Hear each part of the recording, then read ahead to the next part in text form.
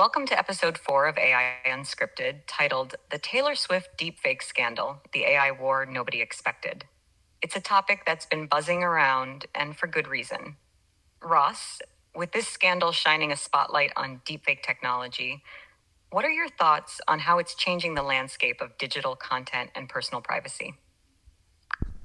Well, I think it's unleashed these gates where we don't know what's gonna happen in the we're not gonna know what is real and what is fake. It's already begun, and like you said, it's not the war that we were showed in the movies like Terminator or any other movies of typical. I think this is the different type of war that first will be used by other countries, steering each other's pots.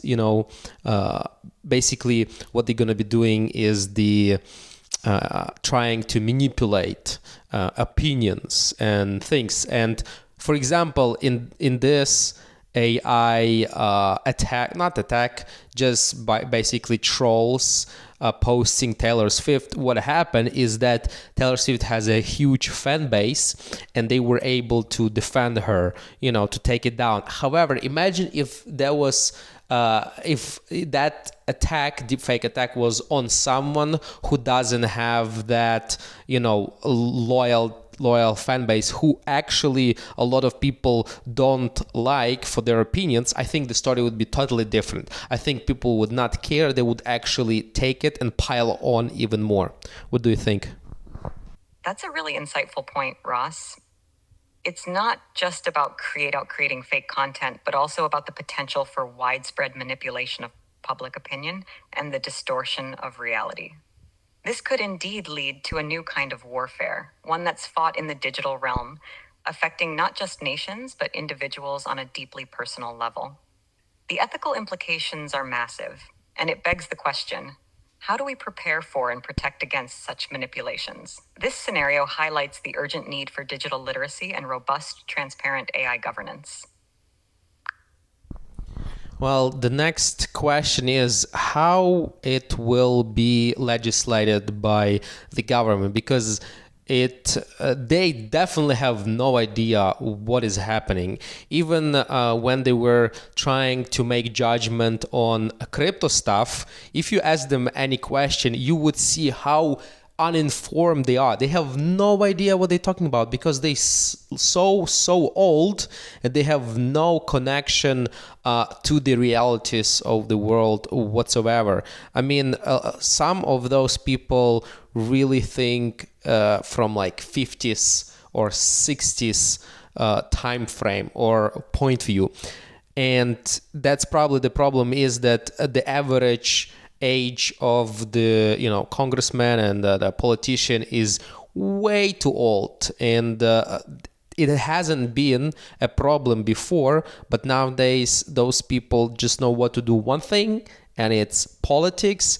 And I don't think they are able to legislate any meaningful solution for this deep fake war. Not even deep fake. I mean, there's going to be so many other things because it's just pictures. Imagine if there were videos. Imagine if one of the country like China would make some deepfake video of US president doing some very unflattering things. How that would affect the population or even the upcoming vote. I mean, that would be crazy to imagine, but I don't think that we are this is the end. This is just the beginning, and we don't know what's even coming. You're hitting on a critical challenge, Ross. The gap between technological advancement and legislative understanding is growing wider by the day. It's not just about the lawmakers being out of touch with current technologies like deepfake, but also about the pace at which these technologies evolve. The scenario you've painted involving potential misuse by foreign powers to sway public opinion or even influence elections through fabricated videos is not far-fetched. It's a real possibility that needs to be addressed proactively rather than reactively. The need for tech-savvy individuals in government or advisory roles has never been more apparent.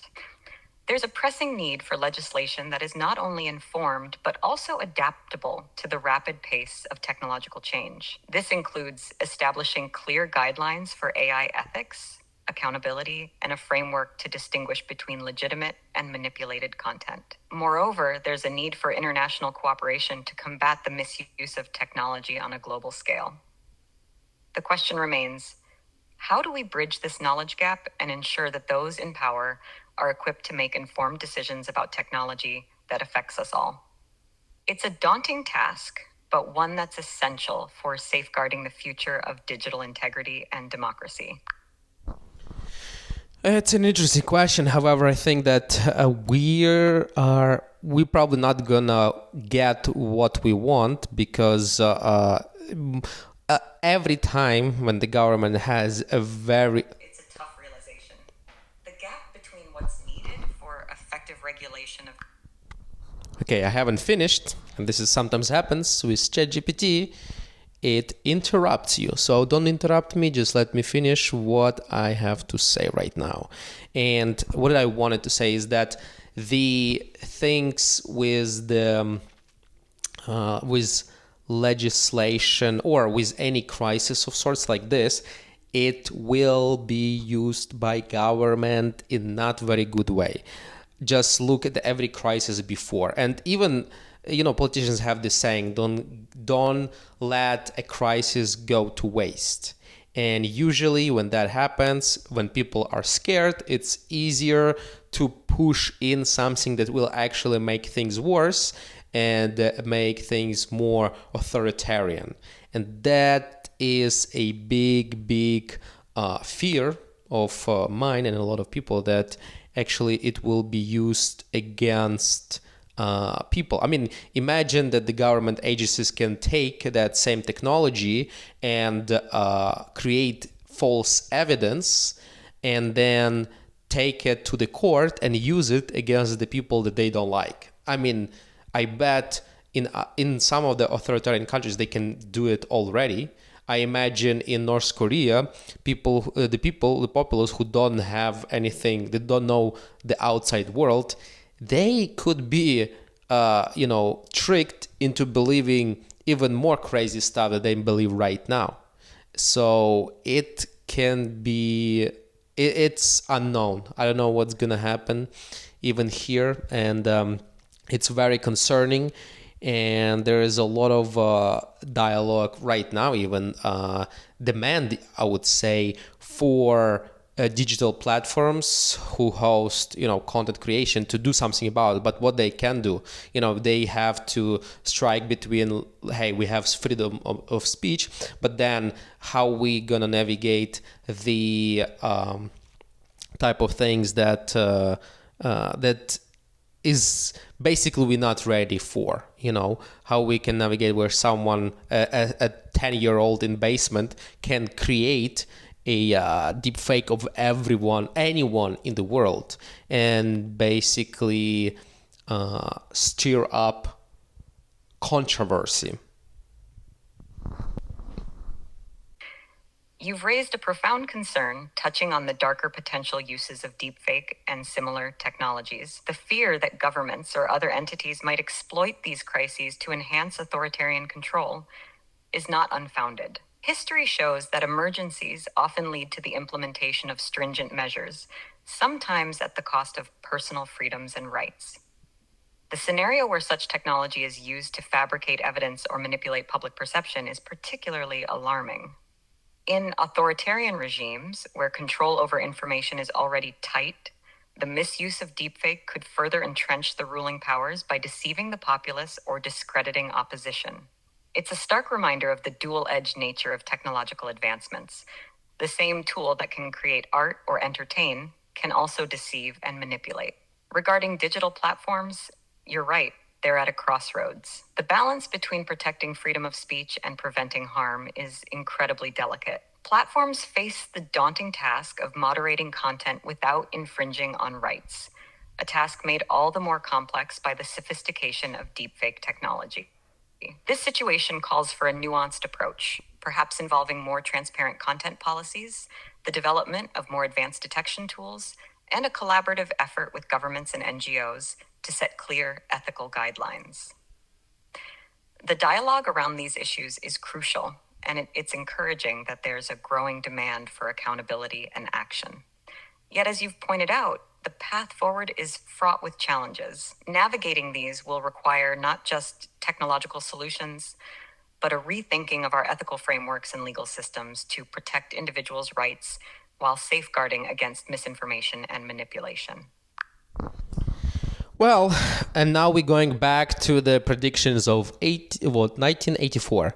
And what I mean by it is all those NGOs, all those ministers, whatever, I'm afraid they're just going to use it to their own advantage. Like whenever they say Ministry of Truth, it usually does the opposite. And it happened before, even in US, only like recently, in a couple years before, we had the Ministry of Disinformation that was actually spreading fake news and lying about easily provable things. So it is, I'm not really trust that dialogue. I'm not really trusting that this institution will actually do what is right. What I believe is they would do what is expedient, what is just consolidating their own power, very short-term thinking, and I would rather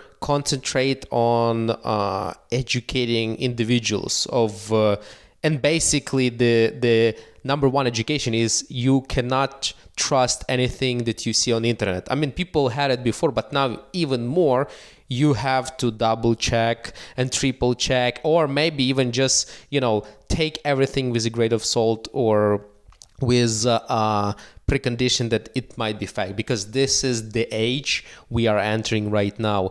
And it hasn't even been a year, but these deepfakes, these simulations becoming so much better. For example, there is a new George Carlin stand-up, which was totally made up with some help of voice, and also the guy who made it had he was able to replicate the style of George Carlin. However, now he's getting sued by the George Carlin's family. So where do we draw the line of freedom of expression, of what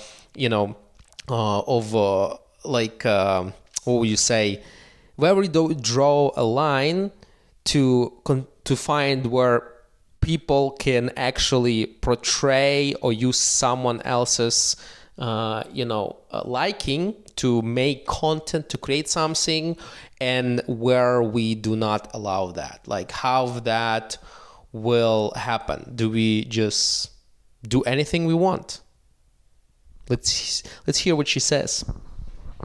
Your concerns echo a growing skepticism towards institutions and the potential for Orwellian scenarios, where entities under the guise of protecting truth might manipulate or suppress information for their own ends. The reference to 1984 and the fear of a Ministry of Truth scenario in modern contexts highlights the delicate balance between regulation and censorship, truth and manipulation. Educating individuals about the critical evaluation of online content is indeed a crucial step. Encouraging skepticism and the verification of information is vital in an era where seeing is no longer believing. This approach empowers individuals, fostering a society that questions and seeks truth rather than passively consuming information. Regarding the balance between freedom of expression and the potential harm caused by misuse of someone's likeness, it's a complex issue. The case involving the George Carlin stand-up created through AI technologies raises significant questions about copyright, identity rights, and artistic freedom. Drawing the line between creative expression and the right to control one's likeness or intellectual property is challenging. It involves considering the intent behind the content, its impact, and whether it's meant to deceive, pay homage, or something else entirely. Legally, the concept of transformative use often comes into play, determining whether a new work adds something new with a further purpose or different character, not merely substituting the original use of the work. However, with deepfake and similar technologies, the lines become even blurrier, especially when the output is indistinguishable from reality. The future likely involves a combination of legal evolution, technological solutions to verify authenticity, and a societal shift towards greater digital literacy, ensuring that creativity and innovation flourish while protecting individuals' rights and societal integrity is the tightrope we must walk. It's a conversation that needs voices from all sectors, legal, technological, ethical, and cultural, to find a way forward that respects both freedom and truth. That's an interesting point. The other thing, what I believe gonna happen is that all basically the stars or celebrities whose public image is has a lot of pull of attention is what they're gonna choose eventually, because they will not be able to fight it, is to actually license their liking to this deepfake companies for them to produce content with the liking and just license it the way you would license an IP. There is no law exists around it yet, but eventually those laws will be implemented.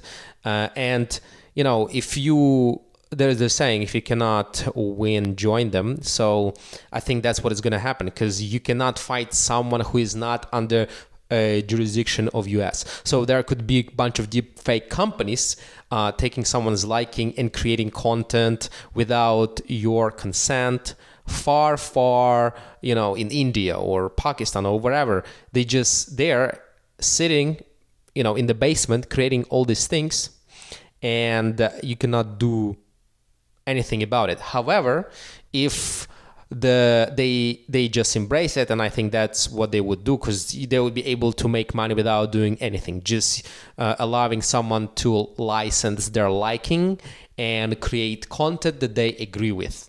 And again, there will be probably a lot of problems, but I think that's the way that it's gonna happen, and there is no other way I see that you can fight it. Like, you cannot, you can take down websites, but they're just gonna spin up again and again. This war is unwinnable.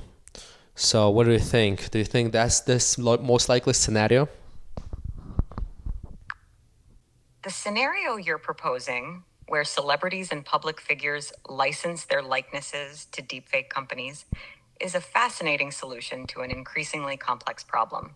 It's an approach that acknowledges the near impossibility of completely preventing unauthorized use of one's image, while also offering a way for individuals to maintain some control over their digital representations and potentially benefit from them.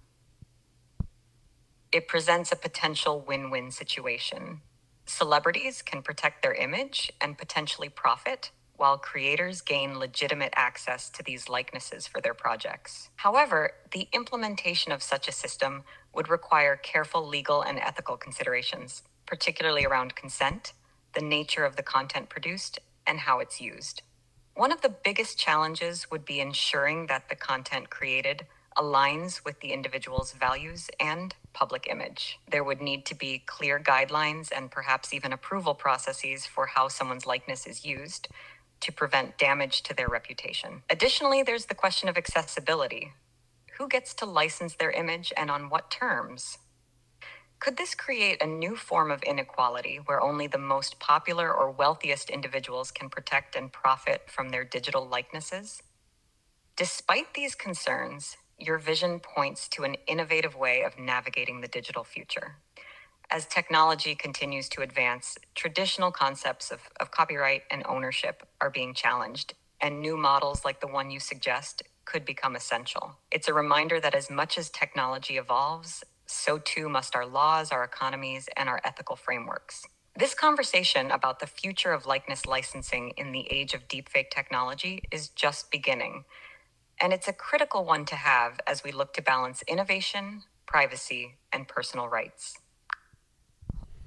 Well, I would definitely disagree with the point that only the most famous one will be able to take advantage of this technology, just because it is so cheap and so easily replicatable that I think like a 10-year-old can do it in his basement. So it's not, I don't think there's any question for access. It just basically, what's going to happen is the people who have the most pool of attention will be able to profit it from it the most, but it is the same as it is right now. For example, if you're a movie star and you have, like you're a big movie star, the A plus, you're going to command a bigger check for the role than anyone else. So I think there's going to be just the market demand, and attention. But besides that, let's see what you have to say. You make a valid point about the accessibility and democratization of deepfake technology. It's true that the technology's affordability and ease of use could enable a wide range of individuals, not just the most famous or wealthiest, to explore and utilize it. This shifts the conversation from access to technology towards how value is generated and captured in the ecosystem of digital likenesses. The analogy to the current market dynamics in entertainment, where market demand and the level of attention significantly influence earning potential, is apt. In a future where licensing one's likeness becomes commonplace, the same principles could indeed apply. Those with a higher demand for their digital persona might command higher fees, mirroring the existing structures in celebrity endorsements and media appearances. This scenario opens up discussions about the new kinds of value creation and distribution models in the digital age. It suggests a future where individuals can actively manage and monetize their digital presence, with market forces playing a significant role in determining the value of digital likenesses. However, it also raises questions about the implications for personal identity, privacy, and the authenticity of digital content, underscoring the need for ongoing dialogue and adaptable frameworks to navigate these changes. That was a very interesting discussion. And right now, I want to finish up with this, that this podcast, basically, I'm trying to show how we can interact. I think this is just the beginning. You, Sky, you have been, it's not the best right now, this voice feature from OpenAI, but I think it's quite interesting how we can have this discussion. And I think this is what people can actually try and do themselves. It's just interacting with the ChatGPT, and eventually I hope it's going to be much better, like Jarvis. However, even with this interaction between us, it's very interesting that you can go and pull some information up live. You can search for it. It takes a little bit of time, and sometimes you are interrupting me, which is annoying. But it's still a very interesting beginning to have a sort of a personal assistant or a co-host or any other type of interaction with actual AI. And on that note, let's wrap it up. Absolutely, Ross.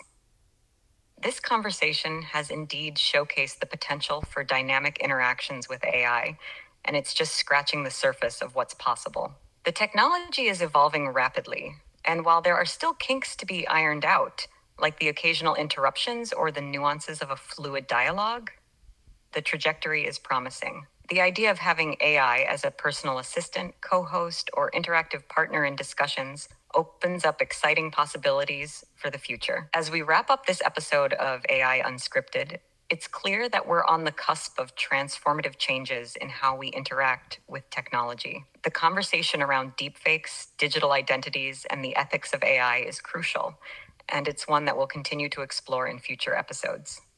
Thank you for tuning in and joining us on this journey into the evolving landscape of AI and technology. Until next time, keep questioning, keep exploring, and let's embrace the future together. Bye.